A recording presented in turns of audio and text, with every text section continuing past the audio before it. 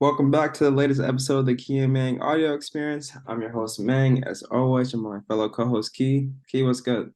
What's up, man? How are you? Um, living lavish. How are you? Same. I'm always living lavish. Yep, coming Back off to regular life mode. back to regular life mode after wedding season. Yes. But today, we're bringing back a friend of the show, Kamal Shasi, who in the time since we last spoke, he's been busy. PT school, running a business, living life, helping hoopers, adjusting to North Carolina life. But Kamal, what's good? How are you? What's going on, y'all? Thank you for having me back. Of course, of course. No, we're just gonna open it up to kind of catch us up with things that have been going since we spoke this time last year, or this time last year. Yeah, so it's actually time has been flying. It felt like I was just on here with y'all not too long ago, but yeah, started PT school. So I moved from Chicago to North Carolina. Wasn't my first time like ever moving. I've moved, across the country before and things like that. So that wasn't brand new, but just moving in general, anybody that has moved knows that that can be a long process. So just moving, deciding to start a business, starting PT school, those are two things that people don't decide to do at the same time, but I haven't always done things that people have considered conventional. So decided to start a business as I started PT school. And yeah, so getting going with school, almost done with year one, which is crazy because I feel like I just started. So finishing up with year one, business is starting to take off a little bit. Things are on the horizon. So school, PT school, they're all kind of coming into its own at a great time as I finish up year one.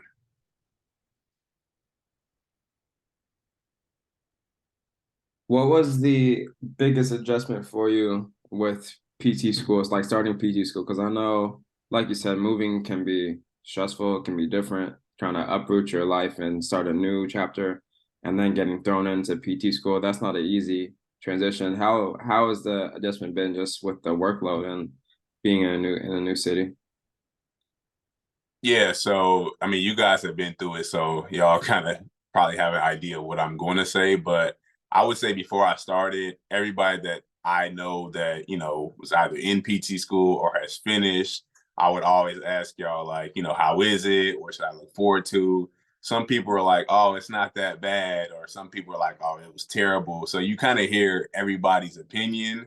But I think in general, I always heard like, oh, it's going to be tough, but you'll be all right. But PT school is one of those things where you kind of have to go through it by yourself to be the judge yourself. So I started and I knew it would be rough, but you don't actually see how rough it is until you get going.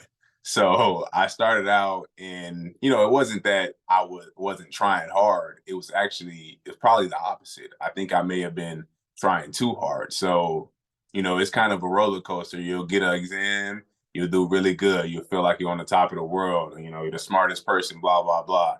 And then you get another exam and then you're like at the bottom of the class.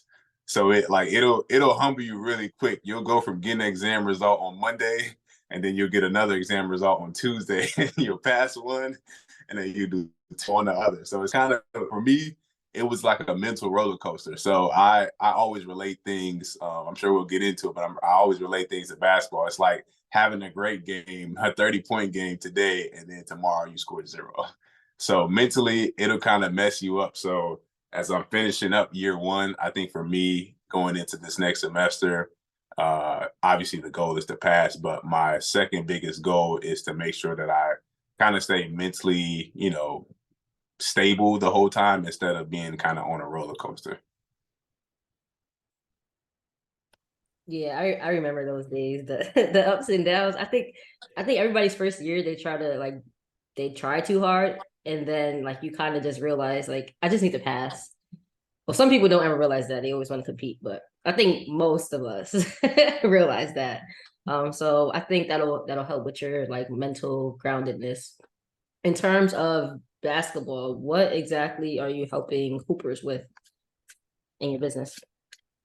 Yeah, so for me, when I was in high school, I was I was a pretty good high school basketball player, like, all conference, all state, all of those things. But at the same time, I just never felt like I got recruited the way that I should. Like a lot of my friends were, getting recruited by Big Ten schools and getting recruited by all of these really big, D1 schools. And I had, interest from those schools. Like they would call or send letters and things like that. But I just never had scholarship offers from really big schools. It was a lot of, you know, D2 schools or D3 schools and things like that. And I like, these were my friends. I would always play against them. So I knew in the back of my mind, like, I'm just as good as these guys. And they felt they knew the same thing. Like they probably wouldn't say it, but like they knew I was just as good as them. So for me, I just always felt like, I mean, I know everybody feels like they're underrated or not appreciated,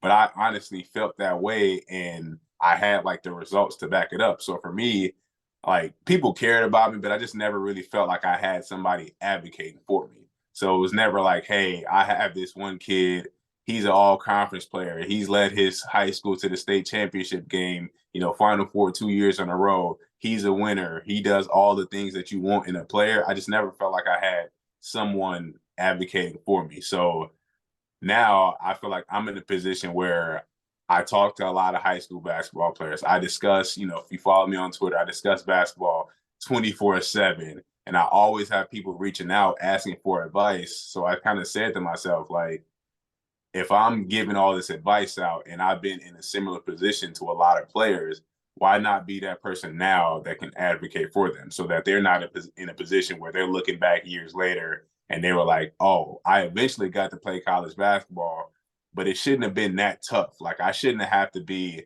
almost 4.0 student and still go to a junior college because I wanted another year to get more looks. I was one of the few players that was in the junior college, not because I didn't have the grades. Like I had almost a 4.0. I went to a junior college because I didn't have the looks that I wanted. So I said to myself, I don't want somebody to be in a similar position to me where they're capable of playing at, a certain level, whether it's a D1 or D2 level or whatever level their game says they should play at, and not have someone help them out. So for me now, I just basically help high school basketball players with their correct mindset. That's the first thing, because if you don't have the right mindset, you won't get anywhere. And then second part comes the body, which is kind of what I'm, basically doing now, being a PT student. So, if you're not on the court, if you're not, if you don't have the proper injury prevention things going on, if your body's not prepared for the rigors of a long season, you're not going to be on the court to show them how good you are. So those are the first two components that I kind of, focus in on. And then the last component is the exposure, because if you have, the mindset, the body, but nobody sees you playing, it's kind of pointless. So kind of combining all three of those things, those are like my three pillars that I kind of go off of, combining all three of those things. And then, just creating a program, getting better, building connections with college coaches, with high school coaches, kind of joining that all together. That's kind of the program that I created now. I think that's dope. First of all, I think that's fantastic to be able to give back to the next generation coming up and trying to make it easier for them than how you had it growing up and in your high school experience. So I think that's one, fantastic, and kudos to you.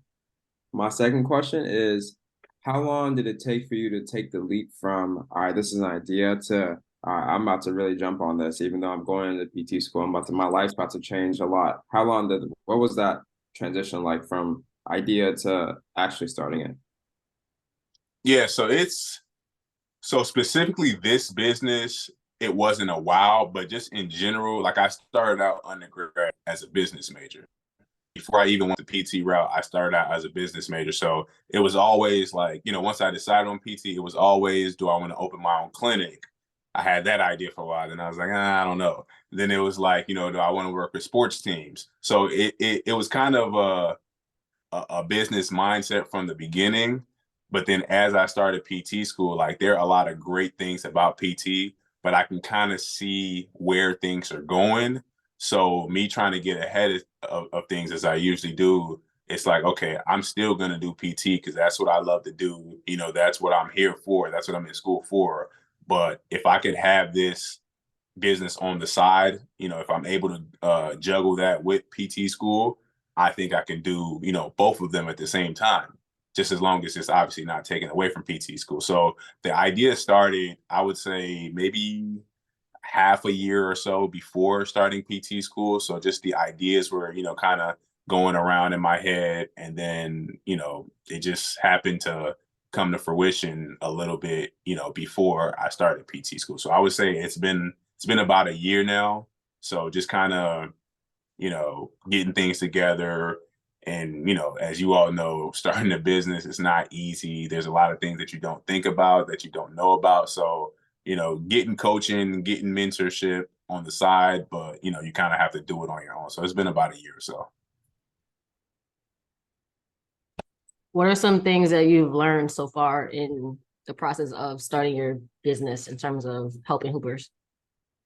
So I'll put this in different parts. So the actual working with high school hoopers, I love it because I see a lot of myself in them.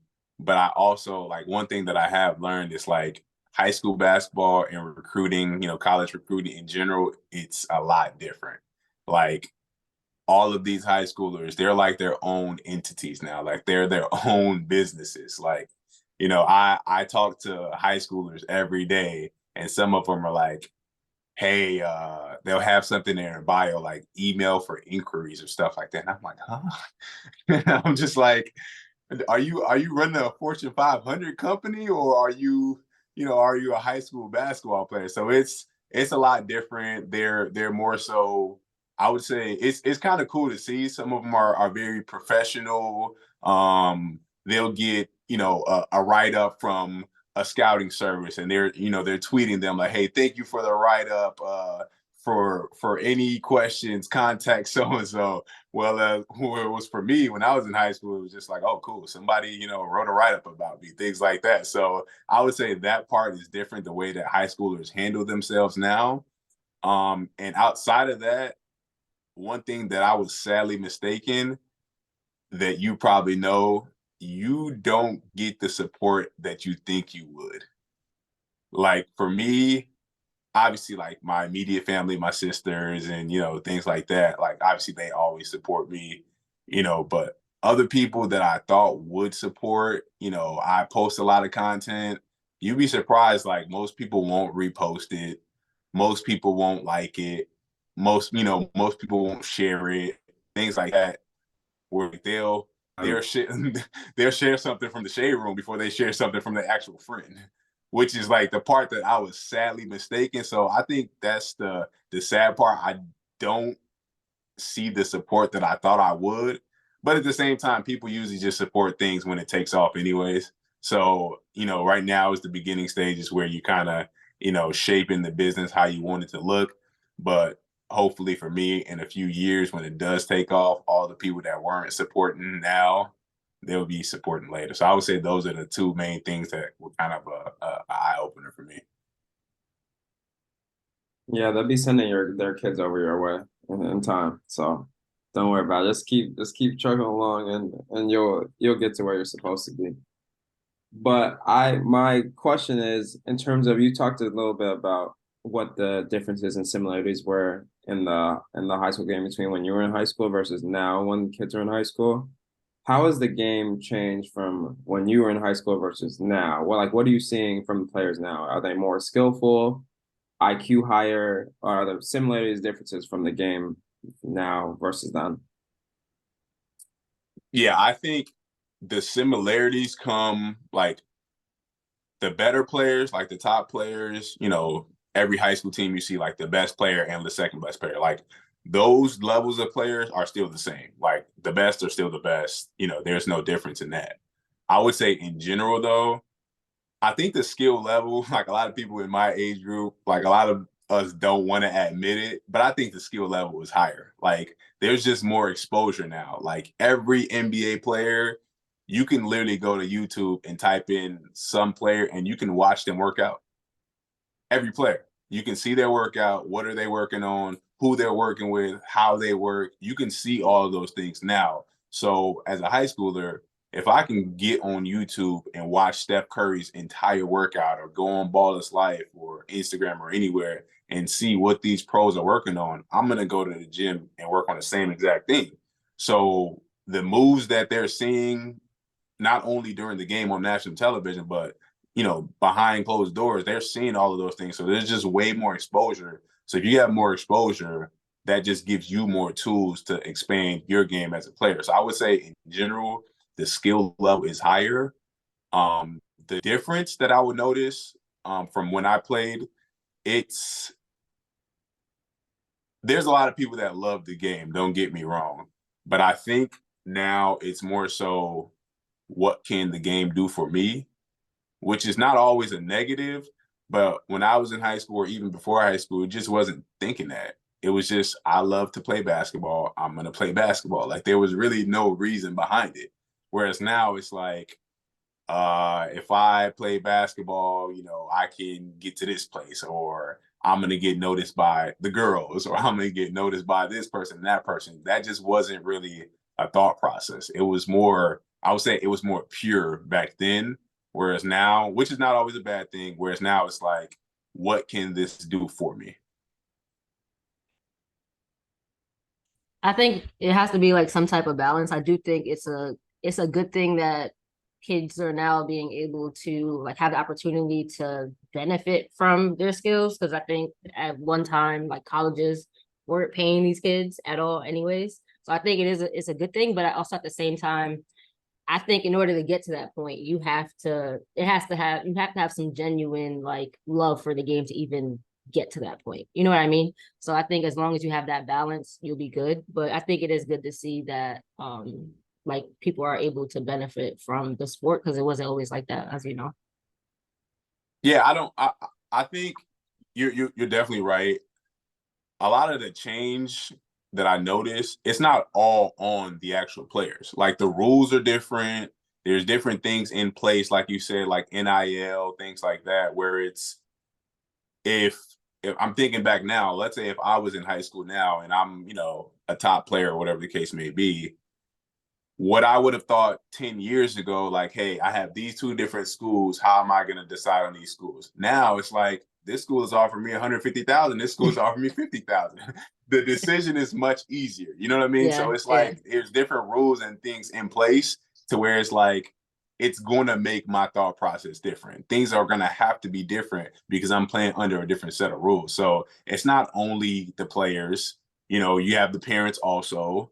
If I come from a family that doesn't have much money and my son gets a school that's offering $1 million and the other school that's offering 500,000, the decision is kind of made for us. So the rules are different, the regulations are different, recruiting as far as the timelines, the time of year where coaches can contact players, all those things are different. So if you're playing under a different set of rules, obviously the actions of the players that are involved are going to be different. So it's a yes, combination, kind of like you said, of a lot of different things. yeah. So when it comes to um recruiting and stuff, what are your thoughts on AAU nowadays? I think AAU can be looked at many different ways. I think there's a lot of old people that AAU wasn't really a thing when they were younger. So if it's something that's unfamiliar to us, we all just look at it negatively. So you have a lot of people, older people, you know, they just like, oh, AAU is terrible. It doesn't do anything good for the players. You know, it's just a whole bunch of nonsense, blah, blah, blah. And I don't really look at it like that. But at the same time, there are certain parts of AAU, the business of AAU is just nasty. You have a whole bunch of people in their 40s, 50s, older people that they see the dollars, they see the potential of things that it could do for them. So they're like, why not, why not why not I capitalize just like the players are? So there's different parts of AAU. I would say the game is still the game, but the adults and the rules, like I said before, that are in place, those are the parts that make AAU not so desirable. I think I agree with that. And I also, now that I'm a PT and I work with like a lot of athletes, the amount of games that are being played in a weekend is crazy. And to think that like we did that, now I just have like a different perspective. Like maybe that's not the best way to do it. Like in order to like really shape you as a player, I think that there needs to be like a different way to do AAU and like skill development. Yeah, so I mentioned, one of the things that I focus on while I help high school basketball players is the body. So, you guys as current PTs, myself as a future PT, and as a former player, looking back on it, playing 6 games in, 2 days, that's crazy. Like Less it's than two just days. it's crazy. So me knowing what I know now and having that experience of doing what they're currently doing, it's like I can't tell them to not play. So how do I understand what the rules are and try to work around the rules? Tell them, how do I prepare for a game? How do you warm up properly? How do you treat your body between games? Those are different things there that you kind of have to work around the system. You can't just tell a player, don't play with your AAU team. If they have 4 games in 2 days, they have to play. Especially if you're a player that wants the exposure and wants to play in college, you have to play those games. So it's not don't play the games. It's okay, since I'm going to play these games, the rest of the week leading up to the games, how much pounding do I put on my joints? Because I know I have 4 games this weekend. So it's kind of teaching them and showing them, these are certain stretches. These are how many, hours in a day you should be on your feet. All of those little things that people don't know about or don't care about or are just not, in general, just not aware of. Those are things that I kind of added to the program to try to get the athlete to be at their best and, in the end, help them reach their goals. I like that. Plus, when I think about the food that's available at these AAU tournaments, it's the pretzels and cheese, it's the Chick-fil-A, it's the fast food. I'm like, yo, we're not helping our athletes give the best opportunity to showcase what they can do if we're not fueling them with the right things, if we're not giving them enough time to rest, to sleep, to so looking back on it now, I'm like, yeah, I've knowing what you know now, I think it's great that you have things that you can educate your players on and be like, all right, you got 6 games in 2 nights. This is what you got to do in between each one. This is what you got to do beforehand, the week leading up to it, to make sure that you're healthy.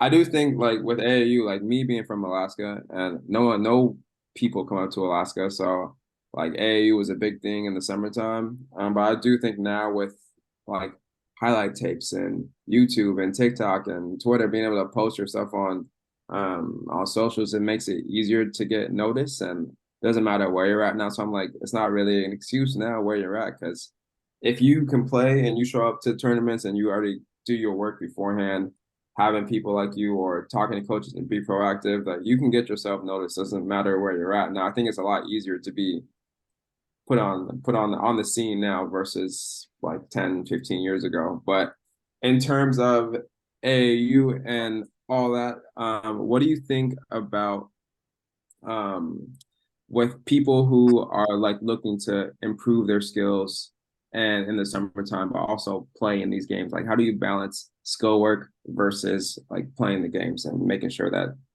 kids are getting seen? Because I feel like there's a lot of, you want to get better in the summertime. That's your time to get better, but you also got to play in these tournaments and these games. So how do you balance the skill work versus um, like tournaments?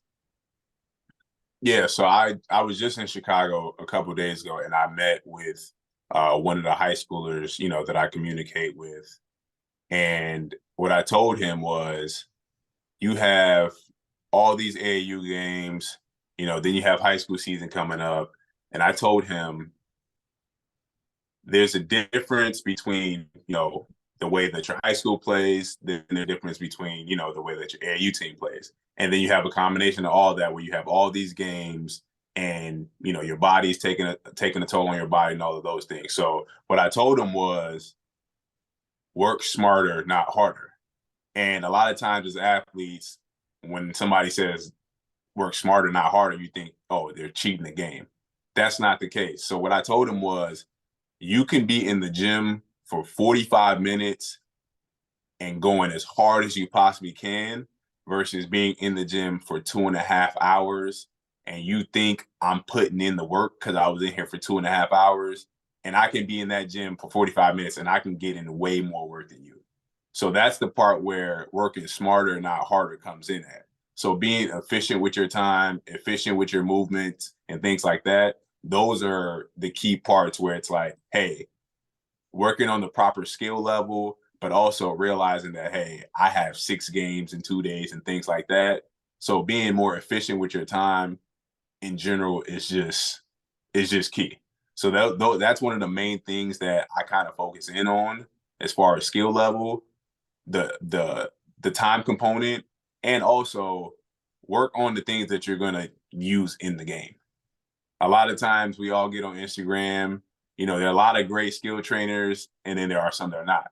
So it's like you get on there, you'll see a guy doing between the legs 12 times, behind the back, Euro step, crossover step, all of these different things. And then if you ask to see their, high school teams film or their AAU teams film, you'll never see any of those moves being used.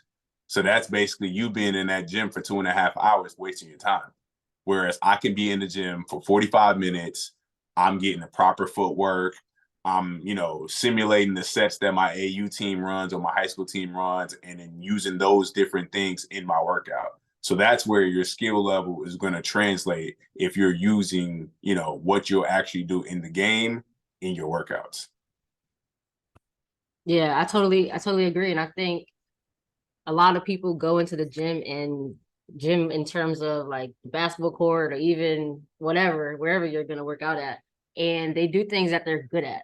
Like they're only working on the things that they're good at. They're not focusing on the weaknesses. And I think that's the part that shows the value of having a coach like you, because you can break down like their weaknesses and set them up with a plan that allows them to focus on that in the gym, as opposed to going in the gym just doing like getting shots up that you already know you're good at. So I think working with somebody that's able to take an unbiased look at your game and putting together a plan so you can maximize your time is probably the best thing to do, instead of just doing the things that you already know you can excel at.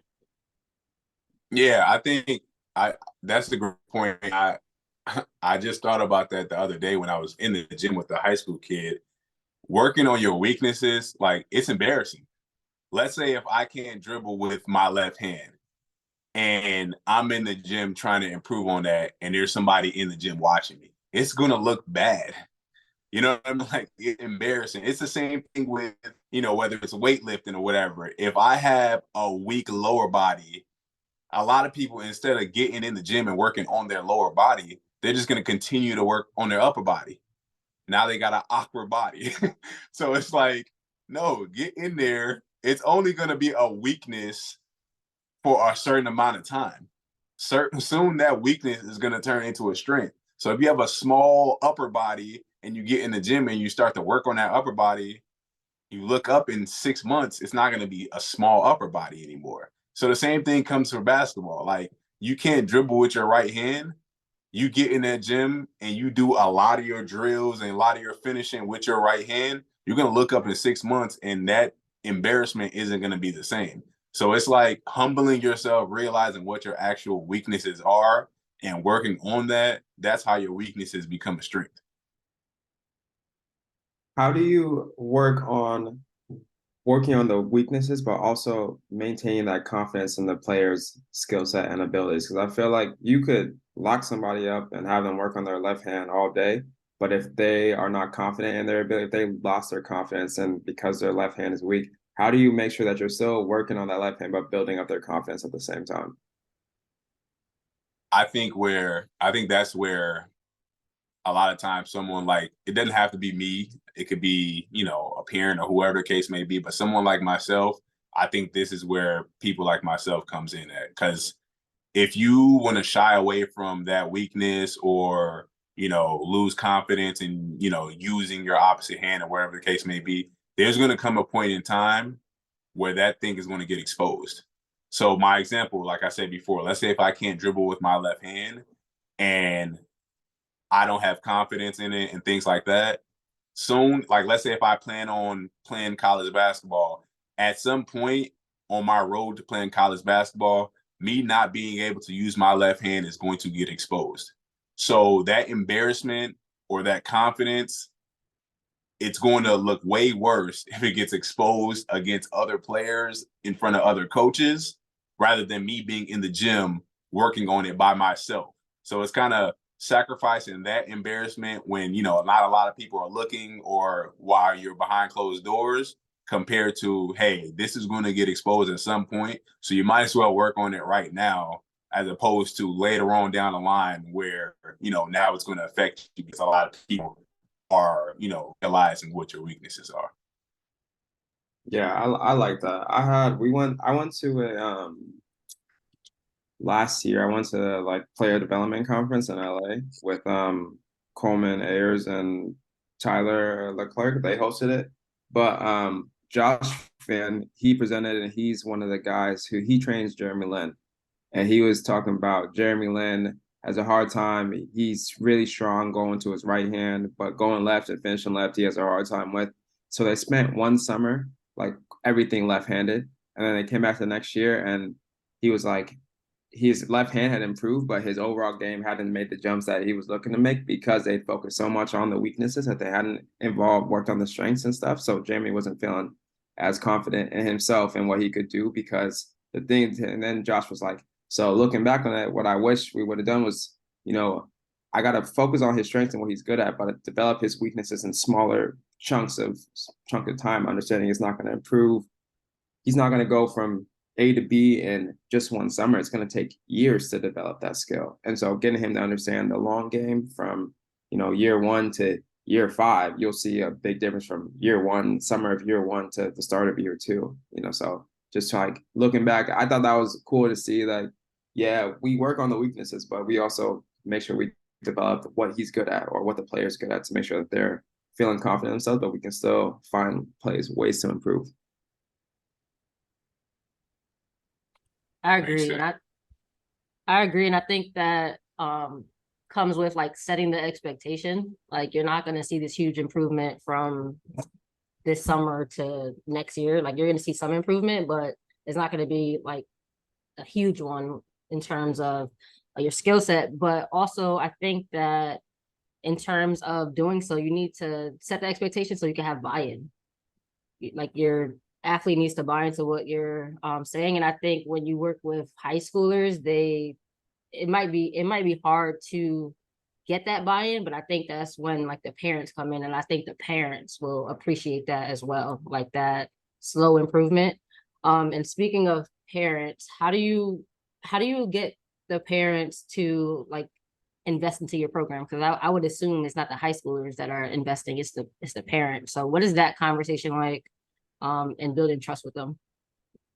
So the way that I look at it is everybody's not a great fit for me, and I'm not a great fit for everybody else. So when I speak to these different players and their parents, I let that be known, from the beginning. So I realize every time I get on a call, I'm trying to learn about the actual player and the person that they are.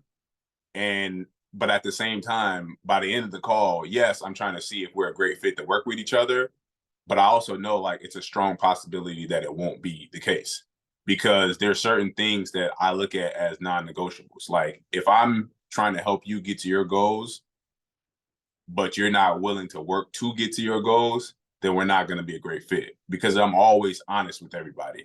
I never, sugarcoat anything because I know the people that are sugarcoated things to me, it's never helped me.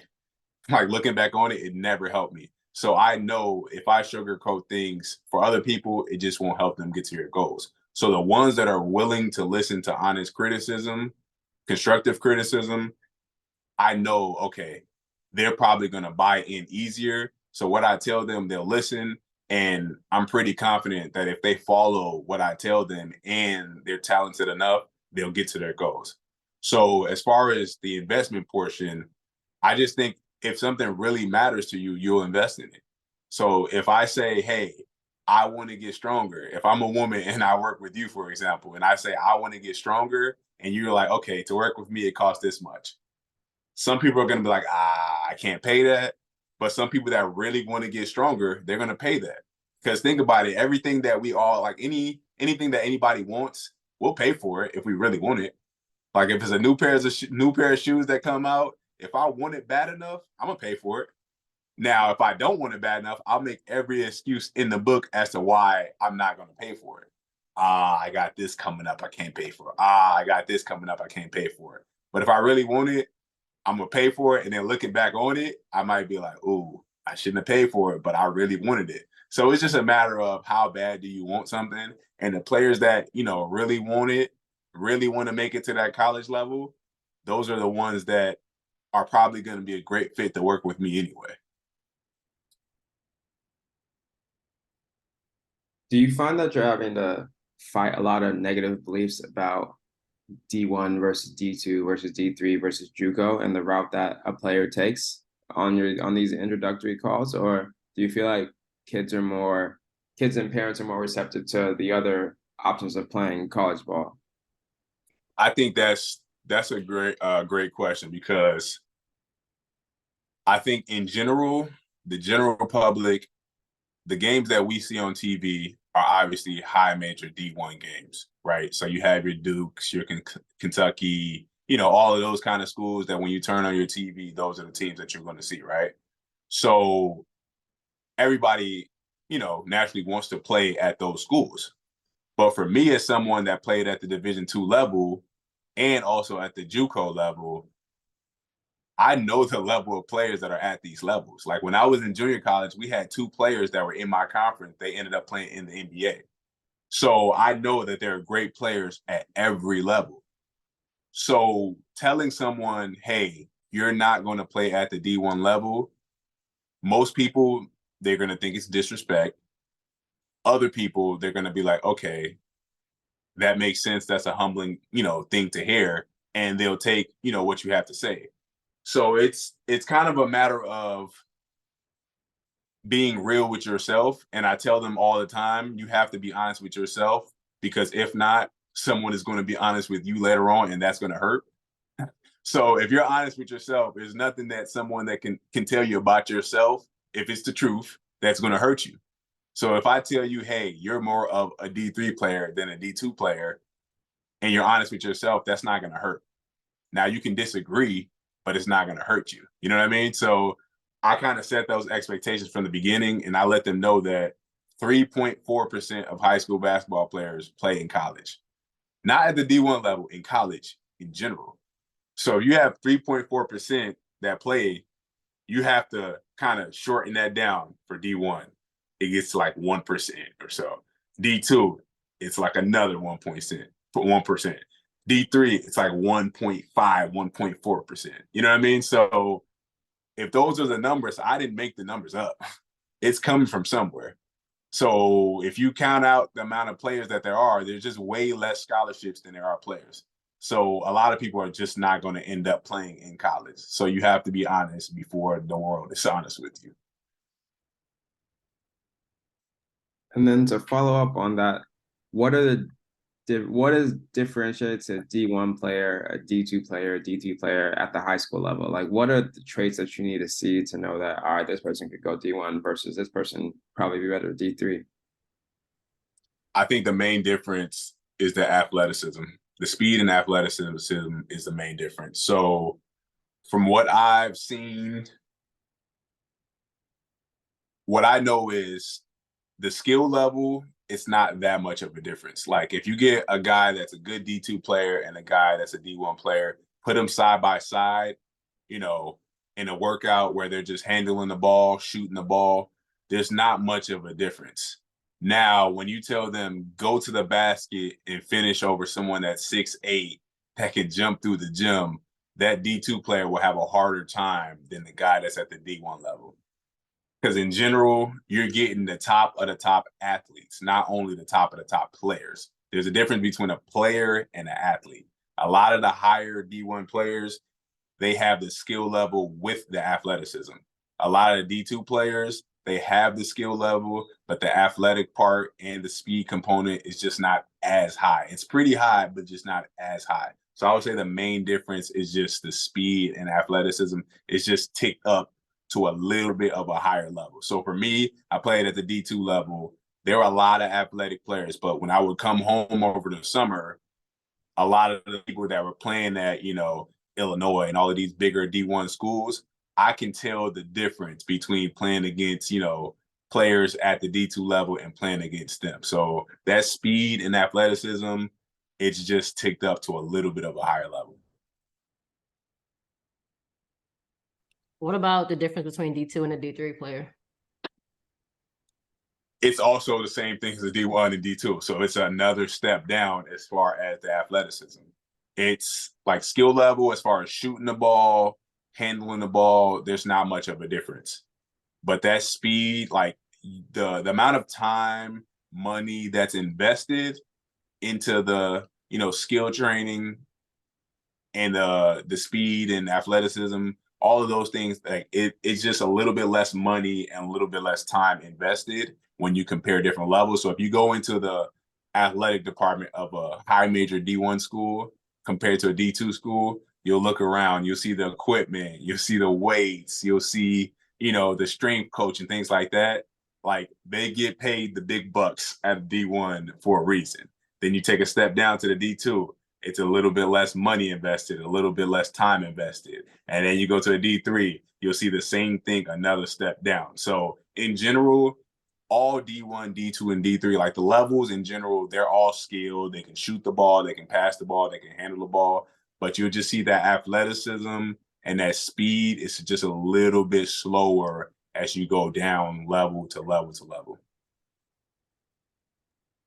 And with the guys that you're working with or the girls, are there trends that you're seeing in terms of like, are there certain weaknesses that a lot of players seem to have, or are there things that you're noticing that if you touch up on these things that'll help them translate to the next level? I think it's the shooting. Like that seems pretty obvious, but when I talk to someone, a high schooler, and they ask like, what should I work on? With me not even seeing their game, I can literally just say, work on your shooting. Like shooting the basketball, like if you can shoot the basketball, that's a skill that will work at any level. Like if I haven't played in a couple years now, but if my jump shot is still on point, I might not be able to guard as good as I used to a couple years ago, or I may not be as athletic, but I guarantee you, if I can shoot the ball at the same level, you can put me on the court right now and I could survive. So shooting translates no matter what level, no matter, how long you've played. So I can just say automatically work on your shooting, because if you can shoot the ball, there'll always be a school that'll be interested. And if you take it a step further, if you're in college and you can shoot the ball, there'll always be a pro team that'll be interested. So shooting, I would say, is the main thing that I, kind of focus in on. And then, regard handling the ball, being able to create a shot. If you can create a shot for yourself, a good shot, that's always a plus, because most people honestly can't do that. So shooting is the number one, main skill that kind of translates, that I would say everyone should be putting in, adequate amount of time on. Are there skills like, let's say it's not shooting, what's the second skill that you feel like that's more translatable from the high school game to the college game that people should work on? So I'm gonna take this a different way. I don't know if this is an actual, skill in terms of get in the gym and work on, but I would just say IQ of the game. So I had a friend, he has a family member that's not in high school yet, but I think he's in 8th grade. And he says, how do I get him better in general? And I said, just sit down with him and watch basketball with him all day. For me growing up, like my dad or my friends, family members, I was just around people that love basketball. So literally I would watch basketball. You could ask a family member, any family member, I watch basketball all day, every day. And kind of with anything, the more you see it, the more you'll just get better at recognizing things. You'll recognize patterns, you'll recognize plays, you'll recognize, different things within the game just from watching over and over and over. So just understanding the game, you just have to watch it. Just be a student of the game, watch it all day, every day. And by doing so, other things become easier. You'll recognize things that others don't recognize. So you don't have to get in the gym to work on, your defense as far as, stealing the ball from somebody. If you're watching it all the time, you'll know where passes are coming from. You'll know where plays are directed if you're just watching all the time. So I would say after shooting, just understanding of the game, IQ of the game is the most important part. Do you ever talk about with your athletes like steps after basketball? I do mention it, but I think they're so focused on how do I get to that goal that I don't want to kind of deviate them like, hey, yeah, you want to work on getting to your goal, but like, how about after your goal? Because they're Yeah. working so hard on just trying to get to the goal. And I know how hard that is. But, for the people that I end up working with for a longer period of time, as things are getting going now, I'm going to, I tell people I'm signed up to work with you for a year, but this like partnership, this relationship doesn't stop after a year. So, let's say you're a senior in high school, you get that scholarship offer that you want, you end up going to college. We're not directly working with each other, but our relationship, our communication, that lasts forever. So it's like, hey, you're in college right now, your college career is coming to an end or you're in the middle of it. What are you going to do after college? Those are things that I'm glad that I had, in my mind, people told me even before going to college. So now I already had my plan after college. It wasn't like basketball or nothing. It was like, okay, basketball is my main goal, my main priority. I'm going to put all my energy and effort into it. But at the same time, just realizing the numbers, realizing how many people make it to the college level. So when you talk about the pro level, that has to shrink also. So just realizing that not many people are going to make it to the pro level. How am I going to use basketball as my tool? That's the main thing that I try to, tell people in things that I'll, focus more on as they get to that stage. Yeah, I think that's what I was kind of getting at, because if only 3.4% of people play college basketball, then the numbers are going to shrink. And then I've known like a lot of people who like they went to college and they majored in basketball, like nothing else. And now it's just like, what are you going to do? And I really think it's important that people have like other ways to utilize their skills. I think a lot of basketball translates to other things. And this made me think of it when you said the IQ, because even if you're like not like a D1 player, you can, if you have a good IQ of the game, you can create a career for yourself. So just thinking of other ways, but I do understand how it's distracting in a sense if somebody's trying to get to that goal. You're not trying to look like 15 years ahead, but Yeah, that's a great point because I have like high school friends that didn't make it to the college level and mentally like they just still haven't recovered. You know what I mean? Because they put all their energy and effort in trying to get to college. And, for whatever reason, whether it's injury, whether it's, just not being good enough, they never ended up getting to that goal of playing there. And if that's all you've known your whole life, now it's like, hey, you can't play anymore. Go find something else to do. That messes up a lot of people mentally.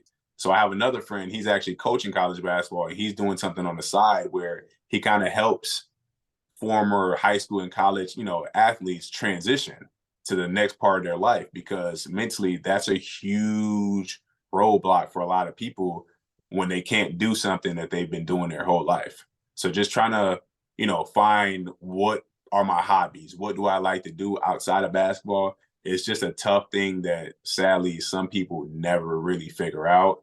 And for somebody like myself, I'm glad I figured that out and I can still, work within basketball, within sports, which is something that obviously I love to do. So if we're looking 5, 10 years down the line for you, what are you hoping to accomplish down the line? So 5 years from now, I will be a PT. So that's first thing. So I'll be, a PT. And also as far as what I'm doing, with high school athletes, I want to be that go-to person where it's like, hey, I have a son that's in high school. What's the best way for me to get him to college? So I want to be that go-to person. So for if they have an injury, they're coming to work with me as their physical therapist. if they need help with their recruiting, they're coming to me as that person that has been through recruiting before and has helped hundreds of high school basketball players make it to the college level. So the business that I started, you know, it's about a year now. I want that to be expanded nationwide. It's like, okay, that's the guy that's doing something unconventional. He's a physical therapist, but he's also helping high school basketball players with recruiting. And those two things, I don't really know many people that are doing that. Where it's like, hey, he knows about college basketball, high school basketball, recruiting, but he's also a doctor of physical therapy to where he can teach you about your body and how to, you know, prevent injuries and all those things. And it's all joined together in one program and one person. So I want to be that person 5-10 years from now that's doing that thing. And hopefully other people see that in 5-10 years and maybe they'll start their own thing similar.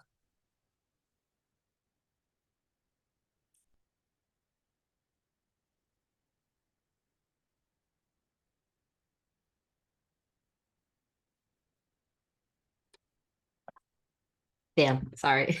I think that what you're doing is unique, and I think once more people like see things like this, I think that'll like expose them to their own ideas. But I think that in terms of like what it is now, like what most people are doing, it's like just broken up too much. I think as a physical therapist, once you're able to tap into like some of these sports and combine the knowledge that you learn in school with like your own experiences, like the programs that you can create are like crazy. So I think what you're doing is really, really dope. And I would like to see like how that like influences other people. Because a lot of people get into PT because of like their involvement in sports, but I don't think they know how to put it all together outside of just treating people. Yeah, I think I see that now actually being in school. There's like PT is a great profession, but I think there's a false sense. And I think you guys could probably speak to that more than me being physical therapist currently, but like there's a false sense of what the actual profession is. So for me, having friends like you all that I can easily just call or text or whatever the case may be and ask these different questions, I think people that are in PT school now, they have no idea of those things. So for me, it's like, okay, I know what the field is like. I know what I love to do. How do I join all of this together to where it's like I don't look, you know, in 5 years and I hate what I'm doing. You know what I mean? So it's like there's many things within PT that you can do to make you not hate the job. And I don't want to be one of those people that hates the job. So it's like, okay, I like PT, I like basketball. Let me join those two things together to where it's like, I love this now. So that's where I'm starting now as someone that's, you know, finishing up their first year and hopefully, you know, going to continue it for years to come. And I think that's the cool thing about being in the PT space, that a lot of it, like if you want to work with athletes or a certain sport, the field is so small that you can go to a conference and you find a lot of people that you're trying to work with or you're trying to learn from all in one spot. And the competition really to be elite in these different sectors is not that high. So I think it's just about the consistency and having the awareness to ask questions about things you might be weak at or things you don't have experience in, and then being able to apply the things that the people in the positions where you want to be at are telling you to do. And I think if you can build on that, then you suddenly go from, you talk about like sports PT is like 1%. Like it's a short, it's not that big percentage of PTs that go into sports or specialize in sports. And then you subset it into like basketball, it's even smaller. So then being recognized as one of the top in your field, I think that just also helps with the people referring people to you, or if they got athletes that are high level basketball player, like, oh, Kamal works with high level basketball players. Let me send this over to him because I don't have that much experience in that. So I think it's a tool it's a way to be able to really differentiate yourself. And I think continue on with this. And I think a lot of people will be put on your radar too. Yeah, I think a lot of people might get mad when I say this, but I think y'all will agree. I think PTs, the profession in general, PTs are not creative. Like PTs don't think outside the box. PTs are pigeonholed to, what you're taught in school. This is how you do things, go by the book, et cetera, et cetera. Whereas like myself, you, Key, I think we're like, okay, we're in PT, we love PT, but there are many different avenues that you can take this thing. You don't always have to go by the book of what they told you when you were in class, because that's just not how business and the world works. So we've been taught, this is how you do a certain thing. But when you get out into the real world, that's not really how it goes. So just for me, having that mindset that's kind of different from, a lot of classmates or people that are PTs now, I think that's where I can kind of carve my own niche and stand out in my own way. Yeah, I agree 100% with everything you said, obviously. But I think a lot of it too is that, yes, most PTs aren't creative. And I don't think that people like actually realize how much you learned in PT school. Like we learned so much stuff in PT school that doesn't just translate into being in the clinic. I feel like being in the clinic, I only use like 20% of what I learned. But in terms of like talking to people, building relationships, in terms of getting people to actually like just take action on something. Like there's so much like untapped potential in other places that I think PTs need to like can step up and like make a difference. Like in the gym, I be seeing people do the craziest shit, like the craziest stuff. And I'm just like, oh my God, like there's like all you need is a PT, like people that know how to move correctly. It's like something simple like that. But I think we're just so used to like if it's not happening in the clinic, you can't impact somebody's life. And just thinking like that is, I think, is just detrimental to your own growth and success. And I think it's hurting the PT profession with everything that's like turning to being online. It's like you don't need to come into the clinic to get help or to or help somebody. You know what I mean? So just thinking outside of the box. I hate saying that, but I do say it a lot, so I have to stop saying I hate saying that. But thinking outside the box is it's important. I feel like people are scared to do that because it's not what we were taught in school. But if you think about what we were taught in school, we don't even use the shit we were taught in school. Yeah, I think it's that's funny. Obviously, like the things that you were taught in school, you guys know more of that, as current PTs. But for me, it's like classmates and people that are in PT, it's like, oh, we don't get the respect that we deserve. We don't get this and that. And there's a part of me, yeah, I agree with that. But at the same time, I'm like, I can kind of see why we don't get the respect. Yeah, Like, I wouldn't. you know what I I wouldn't mean? respect PTs if I wasn't a PT. Exactly. Like if I was in a different profession and I was like looking at PTs or whatever the case may be, I wouldn't respect it either. It's like you have to, like, I know it sounds cliche, but you have to earn respect. And the way that, a lot of things are gone about is just not in a respectable way.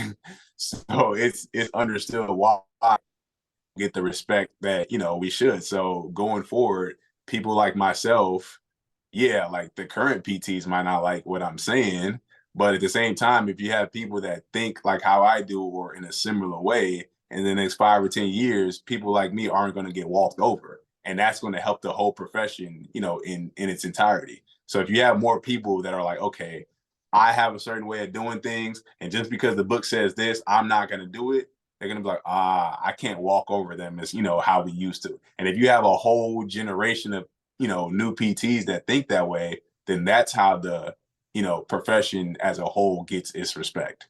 So that's I'm not trying to lead a revolution or lead a new wave or anything like that, but like that's just how I am. That's just how I think. And I know that there are people out there like me that think that way. So I think hopefully in the next few years that could change. I think another thing that will help too is specialization. I think when you like school makes you try to be like tries to make you be a generalist, which is fine starting out, but I think people will have a better idea of what PTs do once more PTs specialize in something. I'm not saying like board certification. I mean like take your own experience, what you love to do, and use your knowledge of physical therapy to help people. Because if you think about it, if you think about most people's experience with PT, they probably went to a general clinic, got heat, got ice, got stim, nothing else. And the reason for that is because you have PTs that are treating everything, and that doesn't help anybody. Like the outcomes suck. So I think once we get more specialization outside of just promoting residency, like true specialization in things that you are passionate about and you can actually get people outcome, I think that's when you'll see a big difference in people having more respect and more knowledge of PT. Yeah, if you when it comes to, I mean, something that a lot of people don't like to discuss when it comes to money, the people that are specialists get paid the most. So it's like, Yep. okay, I'm in this profession. I complain about not getting paid as much as I think, but you're a generalist. You know what I mean? Like people that are generalists, like if I ask you, what do you do? You're like, oh, I do this, I do this, I do this, I do this. I'm be like, well, I only need help with one thing. So if you do 12 different things, the chances of you being great at one thing that I need your help at is not high. Like if I have knee issues and you're like, oh, I'm good at working with patients with back injuries, knee injuries, this and that. I'm like, no, I'm just gonna go to the knee guy because that's what he does. You know what I mean? So like I'm gonna pay that person more for that specific skill that he specializes in. So I think, me being in school now, my teachers tell me, oh, you graduate as a generalist, which is what they're supposed to tell us. But at the same time, when someone asks me, I'm like, yeah, I'm in sports. Now that could change maybe as I, go through clinicals or something like that. But yeah, I'm in sports because that's what I know. That's what I've done my whole life. That's what I'm good at. It could change, but as of right now, I'm in sports. That's what I do. And, in 5 years, when someone has a sports related injury, they're going to be like, oh, I'm going to him. Not because he's a PT, but because he does sports. That's what he does. So, your point of specializing, I think that's, it's a good thing that we all graduate as generalists. But at the same time, if you can specialize early on, it kind of puts you in that mindset as, I'm a PEDS physical therapist. I'm a sports physical therapist. It kind of puts you in that mindset of this is what I do. This is what I'm great at. Come see me for this. Yeah, I feel like us as a whole, as a profession, we just do a bad job of solving problems. And we are very good at putting band-aids on things with the heat, the ice, the modalities, and not getting to the root cause. And I think as you start to specialize in things, you start to figure out, all right, this is the problem. This is how we're going to address it. This is the plan. And this is how you're going to get back. And if you don't get back to this, then we got to adjust the plan. But you have confidence in your ability to solve the problem. And then it's like, all right, once you solve the problem for one person, you start to solve bigger and bigger problems, and then people start to come to you because they know, all right, you got a knee problem, that's a dude to go to, or that's the person to go to. You got an ankle problem, that's the person to go to. Don't go to him because he's not an ankle person. Like you start to figure out where you can fit into your whatever you need to fit into. But I think we just as a whole do a bad job of solving problems. And I think as you start to solve problems and figure out why they're happening and stop them or decrease the likelihood of them happening again, then I think that's when we're starting to see the change as well.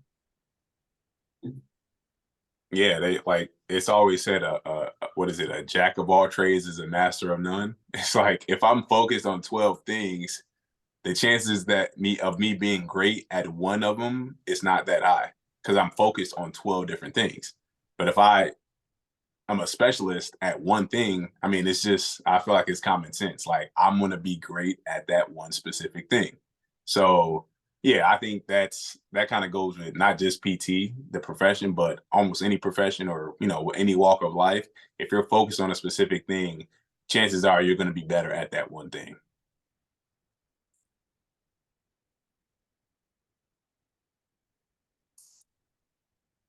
I think that's not to say that if you're a specialist at one thing, that doesn't mean you can't add to your bag over time. But I kind of like the skill development. Is like you get good at one thing over time, you master it, and then you move on to the next thing. It's not trying to, like you said, not trying to learn all 12 things at one time because it's overwhelming. You're probably not going to be very good at any of those things, like you said. But if you master one thing. All right, now I can move on to the next. Figure out how I can apply this to this person. Then you just start to slowly add to your bag, play the long game. By the end of 10, 15 years, you're like, yeah, I can solve a lot of different problems because I took my time with each different aspect to make sure that, all right, I'm good with this problem.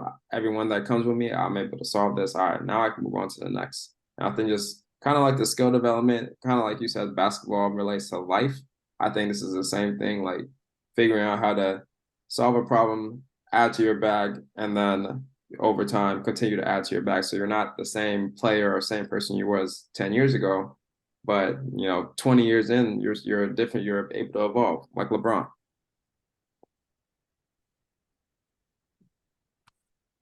Like Kobe. No, I'm playing. Facts.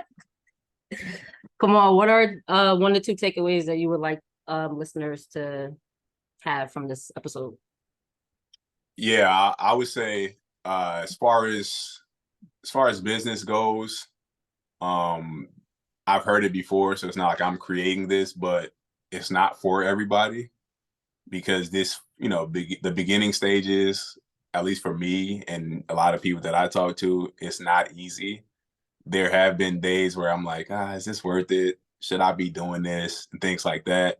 But, it sounds cliche. What is your why? What is the reason you're doing it? If you can go back to that and it's a legit answer and it actually means something to you, then you'll continue to do it. So for me or anybody else that's looking at it, it's like business is not easy. Starting your own, especially, it's not easy. But if you're doing it for a good cause, a good reason, then in the end, like I'm starting to see it a little bit now. Like I know it'll be worth it, in the end. So that's one thing. And as far as like the PT profession, whether it's, someone like myself that's currently in school or someone that's a new grad or someone that's, been in the profession for a few years, it's like, what do you love to do?